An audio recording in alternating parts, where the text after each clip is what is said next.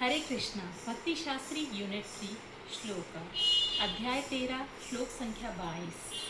पुरुष प्रकृति स्थो ही मुनक्ते प्रकृति जान गुणान कारणम गुण संगोऽस्य सत असत योनि जन्मसु। इस प्रकार जीव प्रकृति के तीनों गुणों का भोग करता हुआ प्रकृति में ही जीवन व्यतीत करता है। यह उस प्रकृति के साथ उसकी संगति के कारण है। इस प्रकार उसे उत्तम तथा अधम योनियां मिलती रहती हैं। अध्याय 13 श्लोक संख्या 23। उत्कृष्टानुमंता च भर्ता भोक्ता महेश्वर परमात्मे इति चाप्युक्तो देहे अस्मिन् पुरुष परः। तो भी इस शरीर में एक अन्य दिव्य भोक्ता है जो ईश्वर है, परम स्वामी है, साक्षी तथा अनुमति देने वाले के रूप में विद्यमान है, जो परमात्मा कहलाता है। अध्याय 14 श्लोक संख्या 26। मां च यो व्यभिचारेण भक्ति योगेन सेवते सह गुणान समतीत्येतान् ब्रह्म भूयाय कल्पते। जो समस्त परिस्थितियों में अविचलित भाव से मेरी पूर्ण भक्ति में प्रवृत्त होता है, वह तुरंत प्रकृति के गुणों को लांघ जाता है और ब्रह्म के स्तर तक पहुंच जाता है। अध्याय 15 श्लोक संख्या 7। ममेवांशो जीवलोकी जीवभूता सनातन मनश्रेष्ठानि इंद्रियाणि प्रकृति स्थानि कर्षति। इस बद्ध जगत में सारे जीव मेरे शाश्वत अंश हैं।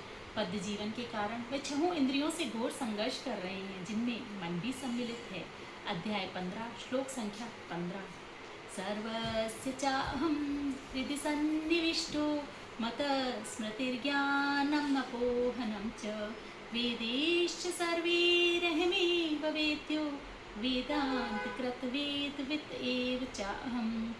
मैं प्रत्येक जीव के हृदय में आसीन हूँ। मुझसे ही स्मृति, ज्ञान तथा विस्मृति होती है। मैं वेदों के द्वारा जानने योग्य हूँ। निसंदेह मैं वेदांत का संकलन करता तथा वेदों को जानने वाला हूँ। अध्याय 18 श्लोक संख्या 54।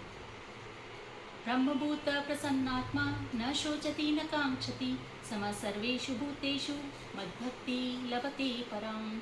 इस प्रकार जो दिव्य पद पर स्थित है, वह तुरंत पारब्रह्म का अनुभव करता है और पूर्णतः प्रसन्न हो जाता है। वह न तो कभी किसी से शोक करता है, न किसी वस्तु की कामना करता है।